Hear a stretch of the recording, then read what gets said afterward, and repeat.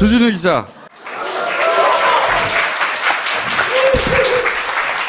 안녕하십니까, 주진우 기자입니다. 책은 몇 등 하고 있어, 책은? 아직도 책은 한 5위 하는 것 같아요. 5위. 네. 자, 책 장사 잠깐 하고. 뭐, 박수 칠 일은 아니잖아, 5위를 했는데. 5, 6년 전에 떠들어댔던 게 이제, 시발단 어제 나오더라고. 네. 저희가 그때 다뤘던 방송에 10분의 1도 못 쫓아왔어요. 그래서 앞으로 그 전개될 시발단의 과제가, 과정이 너무 궁금합니다. 무슨 소리나요? 시발단뿐만 아니죠. 농협 해킹 사건이 있어요. 북한의 소형이라고 하는 농협 네. 해킹 사건. 그때 이제 농협이 어느 날 갑자기 해킹을 당했잖아요. 네. 그래서 막 계좌가 다 날아가고 그랬어요. 그래서 당시 그 당국에서 발표하기로는 북한의 소행이다. 북한이 계좌에서 돈을 훔쳐간 것도 아니고 계좌를 왜 삭제해? 말도 안 되는 소리였는데 그때 그래서 그런 이야기들이 있었죠. 이거 누군가의 비자금을, 비자금 흔적을 지으려고 한 거 아니야? 이런 얘기 있었어요, 그때. 그런 얘기가 있었던 게 아니고 우리가 떠들었지, 그렇게.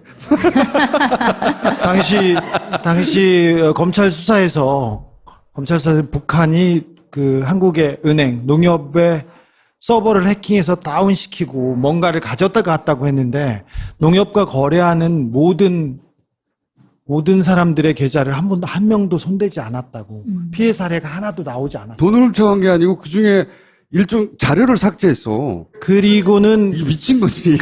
북한이 왜 그래? 어떤 자료가 삭제됐다는데 그 자료를 삭제하고 또 그 다음에 그 삭제한 과정을 다시 그 마무리하는 과정에 농협 직원들이 직접 들어가서 합숙을 하면서 이렇게 하나씩 심어 놨다는 그런 제보는 그건 언제 한번 방송을 하죠, 우리가. 그 정도를 할 정도면 이게 이제 힘이 엄청난 사람이야 하거든요. 그 몇 년도였죠, 농협 사건이? 이명박 정부 말기에 있었죠. 네. 대부분 말기에 있었지. 네. 예. 초기에는 주로 돈을 빼먹거나 돈이 사라지거나 투자를 하거나 그런 사건이 있었고요. 말기에 이렇게 정리합니다.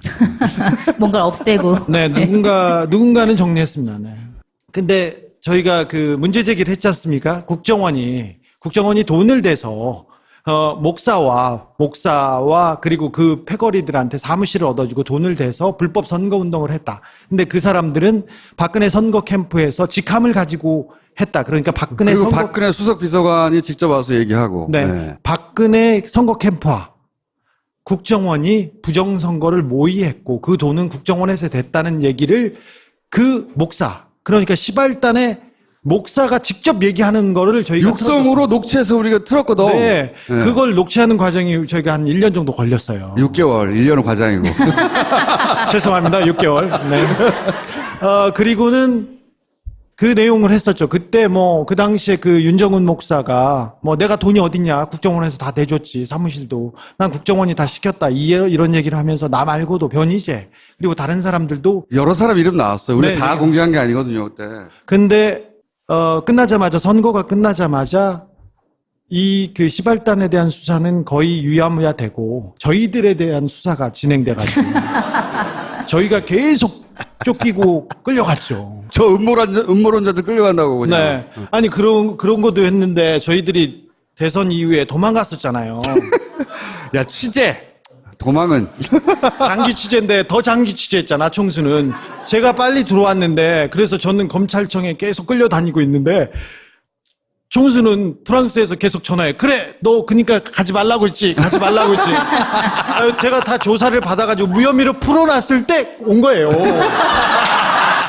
법적인 차원에서 바라보니까 변호인 단에는 계속 들어오라고 했어요. 그래서 자, 그럼 좋아. 일단 네가 들어가.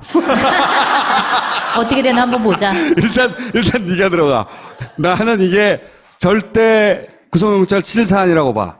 정치적인 사건이었으니까. 네. 그런데 가자마자 구속영장 딱 맞았어요. 가자마자. 구속영장 쳤죠. 그때까지만 해도 제가 한 90번, 100번 이렇게 단연간의 소송 노하우로 잘 알고 있으니까 이 정도로는 꼬리는 안 돼. 그렇게 했었는데. 꼬리는 안 돼. 꼬리는 안 된다는 건 이제 안 잡혀 들어간다 이거죠. 네, 구속영장을 저도 안 칠 거야. 칠 수는 있다고 생각했는데 안 칠 거야. 이런 생각이 더 컸었어요. 그런데 가자마자 구속영장 치니까. 아니, 프랑스에서 구속영장 청구한대. 그랬더니 막 웃는 거예요, 혼자서.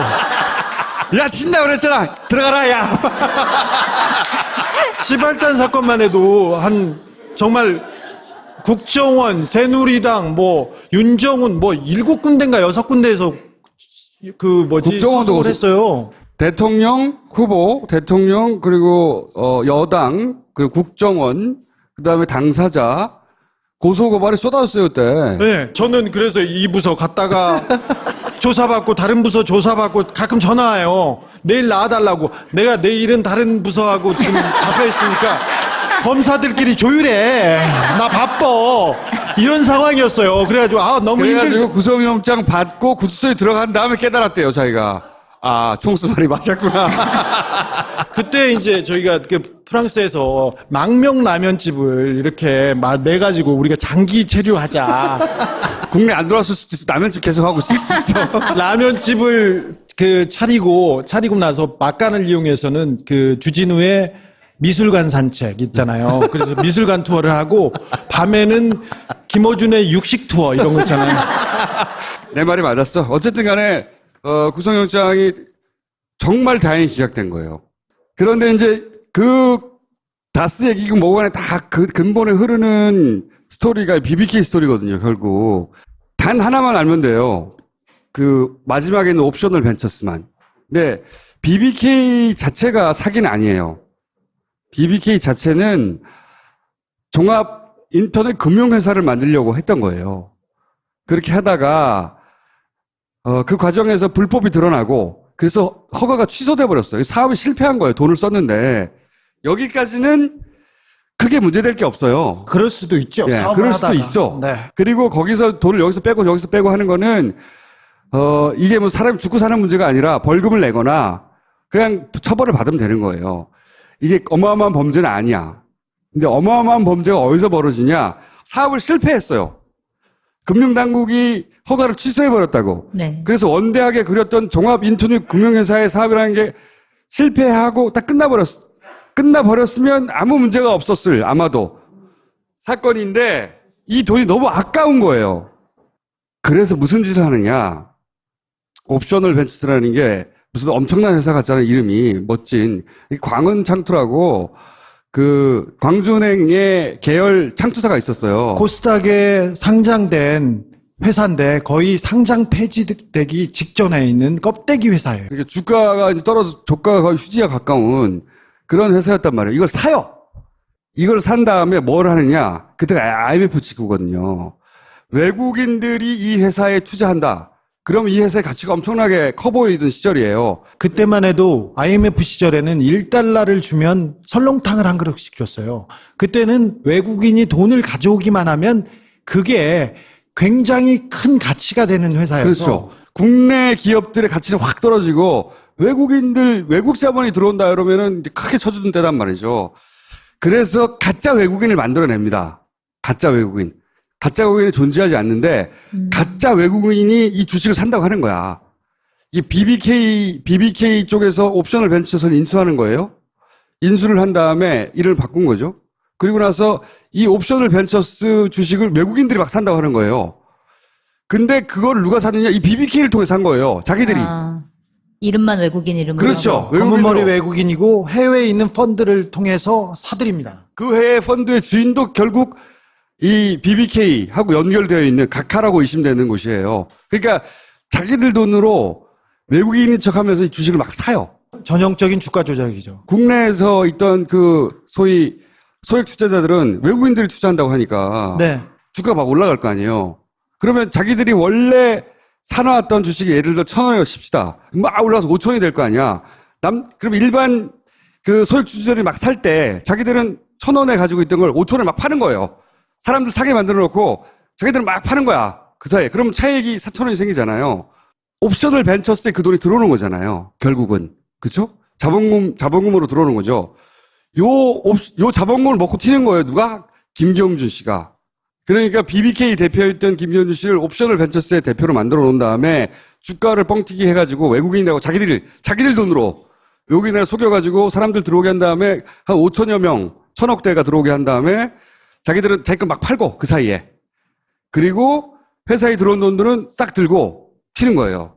그 5천여 명이고 1,000억 대, 뭐 몇천억 대 이렇게 얘기를 하는데 사실 주식 투자라는 게 돈을 넣어서 잃을 수도 있고 오를 수도 있지 않습니까? 그래서 돈이 들어갔다 빠지거나 조금씩 피해를 본 사람들은 다 자발적으로 자기가 샀기 때문에 그 사람들은 피해자에서 뺀 규모가 훨씬 커요. 저희 사무실에 그 정치부 기자 선배가 한 분 계시는데 은행에다가 펀드에다 맡겨놨어.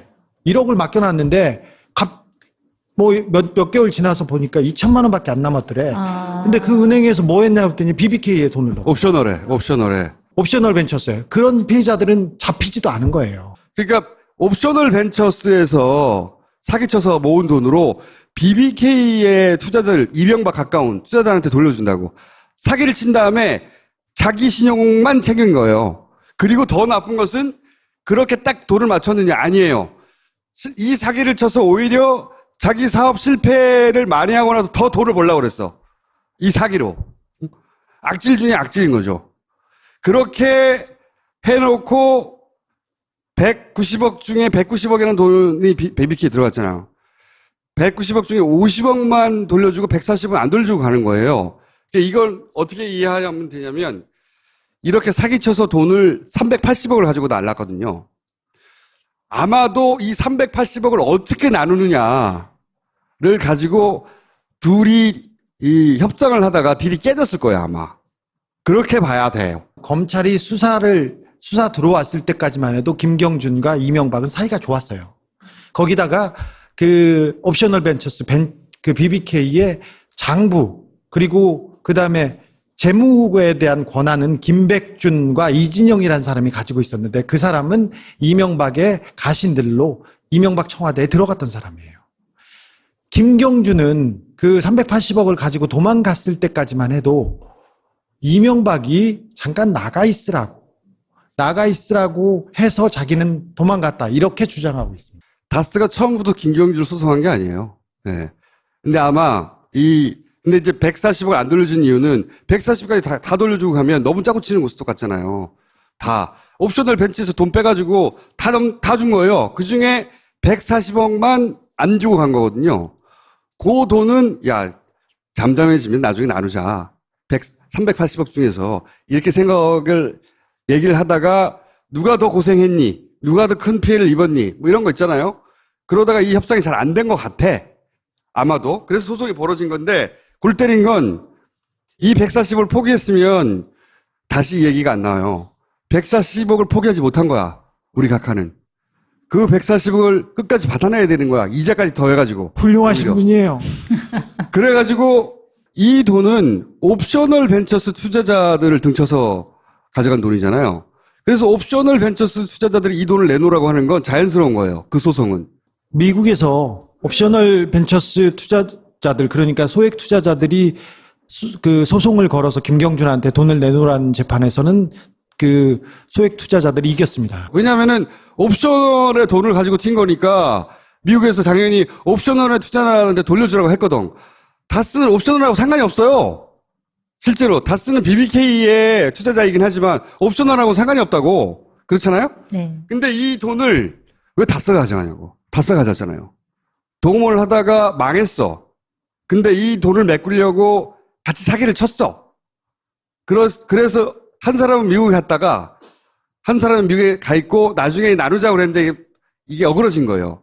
그런데 그 한 사람은 대통령이 되고 나머지 한 사람은 감옥에 들어간 거예요. 감옥에 들어간 사람을 대통령이 야 우리 과거 동업 때 네가 140 안 돌려준 거 있잖아. 내놔 이 새끼야. 해서 받아간 거예요. 사건은 이런 거예요. 그러니까 김경준 씨가 그 모든 걸 자기가 다 한 걸로 뒤집어 쓰고 감옥에 갔단 말이죠. 이게 만약에 그게 아니라 동업자였거나 혹은 주범이었거나 라고 드러나면 김경준이 최소한 10년 간 거 그 이상은 가야 되는 거거든요. 이게 사건이. 자, BBK를 김경준이 세웠습니다. 김경준이 세웠다고 자기가 신고는 했어요. 근데 그 BBK가 이명박의 B, 김백준의 B, K는 김경준의 K입니다. 그래서 그렇게 세웠어요. 5천만 원 주고 세워가지고 투자회사 설립 요건이 안 돼요. 근데 그 회사에 800억 원가량을 이명박이 자기 회사와 자기 주변에서 끌어옵니다. 자기 회사라고 의심되는 다스와 그리고 자기 주변에서 끌어와서 이렇게 만들어요. 그리고는 회사를 만들고 자기가 그 회사의 광고 모델로 나서요. 내가 자꾸 기자들한테 나 BBK 세웠어. 인터뷰 한번 해줘. 그래가지고 MBC도 찌르고 다른 신문도 찌르고 그래서 자, 제가 BBK라는 회사를 세웠습니다. 이 상품이 얼마나 좋은지 이렇게 광고를 했어요. 광고를 하다가 갑자기 이 상품에 문제가 생기니까 저는 몰라요. 그 회사하고 잘 몰라요. 저도 속았어요. 이렇게 얘기해요. 이명박이 속았다는 걸 인정해 준 게 검찰의 수사 결과. 그렇죠. 거죠. 그러니까 아예 처음부터 아무 상관없는 걸로 만들어줬어요. 이게 정말 어려운 일을 해낸 거거든요. 네. 실제 검찰이 그렇게 해내기 정말 어려웠어요. 왜냐하면 이명박 전 대통령이 실소유주라고 하는 정황이 너무 많아. 한 180개 정도 돼요. 명함도 있고 네. 동영상도 있고 다 뭐 있죠. 인터뷰 네. 내용도 있고 다 있는데. 아니 뭐 하나은행 투자서에 보면 네. 이거는 이명박 거니까 투자한다는 얘기도 있어요. 그 안에. 그리고 그 다음에 돌려달라고 이 투자금 돌려달라고 이명박한테 소송을 해요. BBK나 김경준이 아니라. 그런데도 검찰은 BBK는 절대 이명박과 관련이 없습니다. 우리 각하는 절대 그럴 분이 아니십니다. 계속 그렇게 얘기하고 있어요. 다 털어주는 거지. 엄청나게 어려운 작업을 해낸 거예요. 다 털어주고 불가능에 가까운 걸 해냈다고 봐요. 다 나는. 털어주고 그 문제 제기한 저는 계속 소송당하고. 그 진원지가 된 도곡동 땅이 이명박 대통령 소유다라는 게 밝혀지면은 그게 다 연결고리가 돼서 어느 한 연결되는 거 군데라도 아닌가요? 도곡동 땅 주인이 이렇게 연결하면 도곡동 땅 주인이 주가 조작을 한 겁니다. 도곡동 땅이 이명박 것이 아니라고 하려면 네. 다스가 이명박게 아니라고 하려면 BBK가 이명박게 아니라고 한다면 검찰의 논리대로라면 주장대로라면 이명박 거는 아무것도 없어요. 그런데 이번에는 제가 보기엔 빠져나가기 힘들 거라고. 이번엔 잡혔습니다. 이번에는 빠져나가기 힘들 거라고 보는 게 이 회사를 아들한테 물려주는 작업을 하기 시작했거든요. 작년 말부터. 그러면 작년 말부터 요거까지 더해져서 빠져나가기 힘들다. 이번에. 작년 재작년에 사실은 그 다스에서 회의를 했어요. 심각하게. 네. 논현동 자택에서도 했고 야 다스를 내 거 아니라고 이렇게 말하기가 너무 힘드니까 차라리 양심 선언을 해가지고 양심 선언을 해서 우리 거였다. 차명이었다. 이 얘기를 하자고 회의를 했대요. 그래야 아들한테 물려줄 수 있으니까. 네, 아들한테 그냥 물려주자고. 네. 그렇지 않고는 너무 리스크가 크다고. 근데 그걸 인정해버리면 다 연결돼 있잖아요. 네. 그래도 박근혜 때 끝내야 된다고 해서 그게 문제 제기가 됐대요. 안에서. 그런데 대통령 탄핵과 그리고 이제 정권이 바뀌면서 하다가 타이밍을 놓친 거죠. 이 촛불 집회하고 탄핵 국면이 사실은 우리가 의도하지 않았으나 하는 기간을 만들어내가지고 이명박 각하도 잡을 수 있는 확률이 엄청나게 높여놨어요. 하는 사이에. 지난번에도 말씀드렸다시피 140억에 다스가 140억을 김경준한테 뺏어오기 위해서 청와대하고 검찰하고 외교부가 이렇게 움직였어요. 제가 그 외교부 김재수 총영사가 그 개입했던 회의 문건을 공개했지 않습니까? 그리고 다른 청와대에서 내려보낸 문건을 공개했지 않습니까? 그것이 알고 싶다 해서 그 청와대 민정수석실에서 근무했던 BBK 담당자가, 다스 담당자가 그 서류를 자기가 만들었다고 이미 그 진실을 얘기했어요. 이미 이제 다 드러났어요. 이제 MB가 나오는 일만 남았어요. 그렇게 문서들도 더 있고, 드디어 이제 잡을 날이 다가오고 있다. 너무 기뻐요. 마지막 고비인 것 같아요, 마지막 고비. 네. 왜냐면은 그러니까 전직과 전전직 연속으로 보수가 배출한 대통령이 감옥에 가거나 사법적 처리를 받게 되면 보수는 회복할 수 없는 타격을 받는다 생각하여 자유한국당하고 지금 난리가 났잖아요. 지금 디펜스 하느라고. 거기서 이제 정치적 부담감이 생겨 여당이 얼마나 미칠 수 있을지 모르겠는데, 여당이 어떻게 하든 상관없이, 저하고 주진우하고. 네, 많이 굴려놨습니다. 12월, 1월 생각하시면 됩니다. 포토라인을. 이명박이 포토라인에 서는 거예요.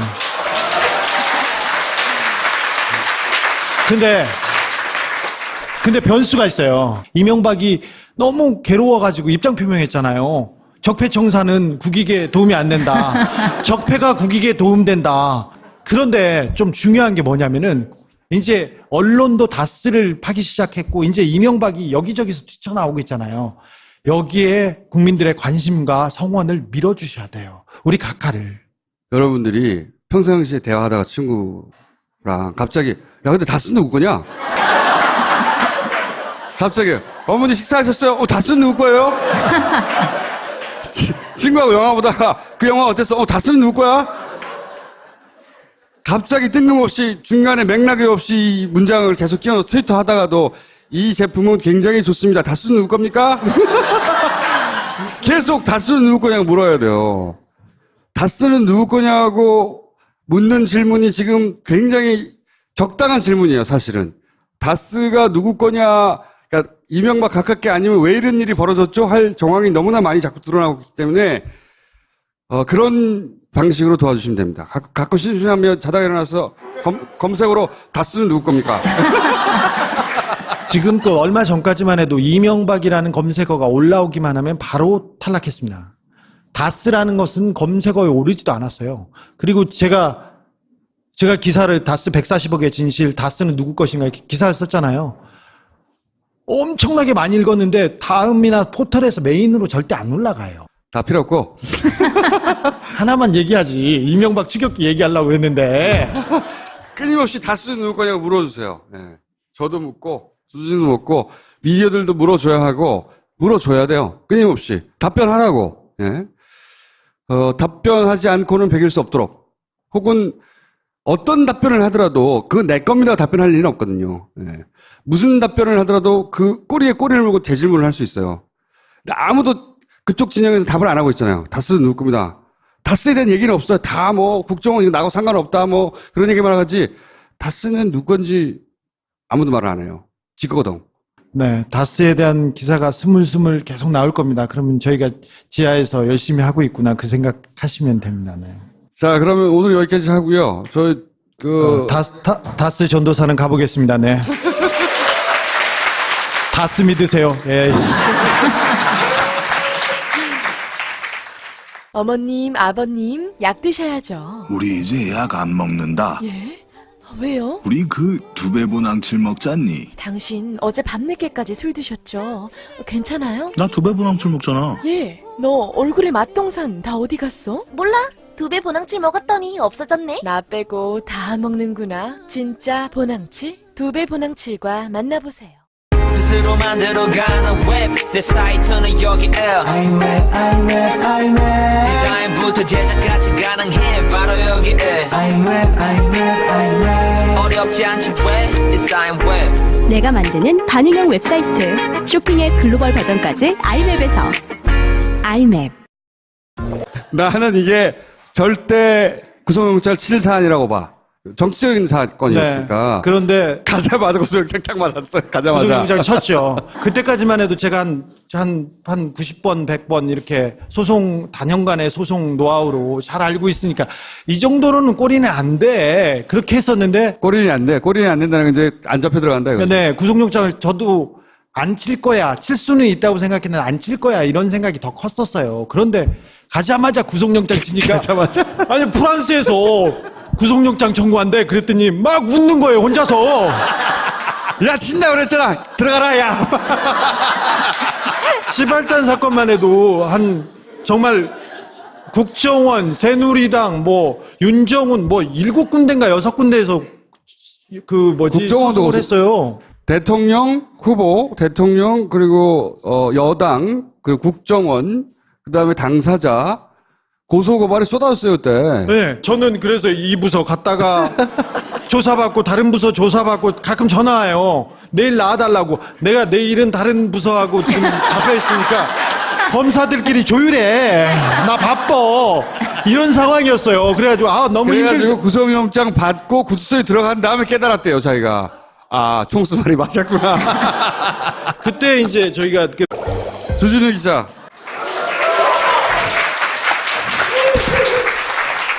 안녕하십니까, 주진우 기자입니다. 책은 몇 등 하고 있어, 책은? 아직도 최근 한 5위 하는 것 같아요. 5위. 네. 자, 책 장사 잠깐 하고.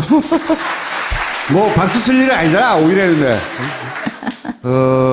5, 6년 전에 떠들어댔던 게 이제 시발단 어제 나오더라고. 네. 저희가 그때 다뤘던 방송에 10분의 1도 못 쫓아왔어요. 그래서 앞으로 그 전개될 시발단의 과제가 과정이 너무 궁금합니다. 무슨 소리 나요? 시발단뿐만 아니죠. 농협 해킹 사건이 있어요. 북한의 농협 소용이라고 해킹 하는 사건? 농협 네. 해킹 사건. 그때 이제 농협이 어느 날 갑자기 해킹을 당했잖아요. 네. 그래서 막 계좌가 다 날아가고 그랬어요. 당시 그 당국에서 발표하기로는 북한의 소행이다. 북한이 계좌에서 돈을 훔쳐간 것도 아니고 계좌를 왜 삭제해? 말도 안 되는 소리였는데 그때 그래서 그런 이야기들이 있었죠. 이거 누군가의 비자금 흔적을 지으려고 한 거 아니야? 이런 얘기 있었어요, 그때. 그런 얘기가 있었던 게 아니고 우리가 떠들었지, 그렇게.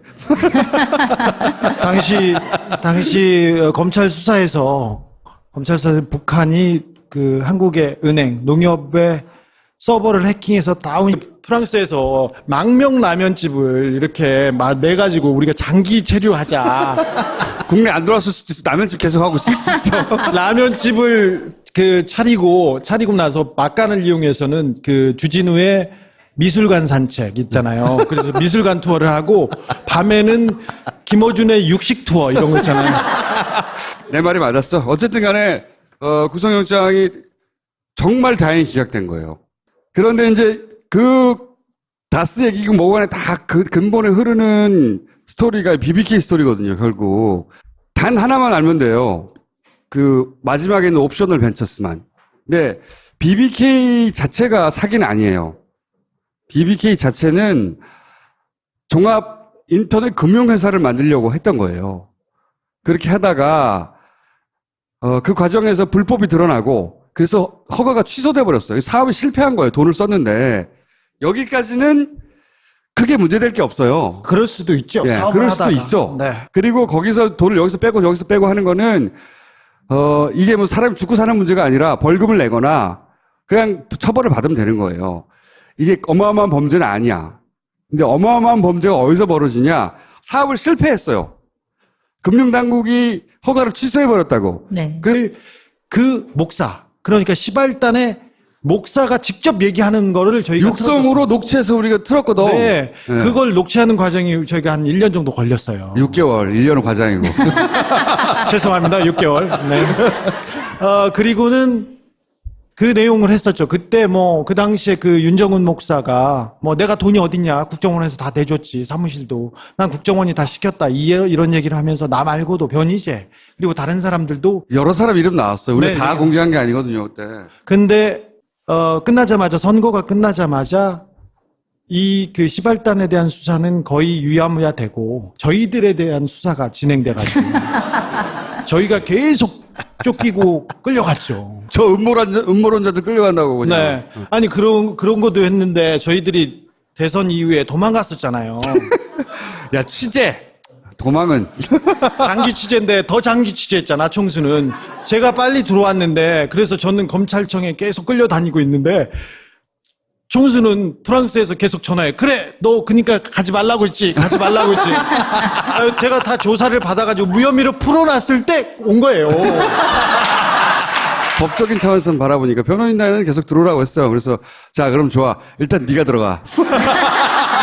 어떻게 되나 한번 보자. 일단 네가 들어가. 시키고 뭔가를 가졌다가 갔다고 했는데 농협과 거래하는 모든 사람들의 계좌를 한 명도 손대지 않았다고. 피해 사례가 하나도 나오지 않았다. 돈을 훔쳐간 게 아니고 그중에 일종 자료를 삭제했어. 그리고는 이게 미친 거지. 북한이 왜 그래? 어떤 자료가 삭제됐다는데 그 자료를 삭제하고 또 그다음에 그 삭제한 과정을 다시 마무리하는 과정에 농협 직원들이 직접 들어가서 합숙을 하면서 이렇게 하나씩 심어 놨다는 그런 제보는 그건 언제 한번 방송을 하죠, 우리가. 그 정도를 할 정도면 이게 이제 힘이 엄청난 사람이야 하거든요. 그 몇 년도였죠, 농협 사건이? 이명박 정부 말기에 있었죠. 네. 대부분 말기에 있었지. 네. 예. 초기에는 주로 돈을 빼먹거나 돈이 사라지거나 투자를 하거나 그런 사건이 있었고요.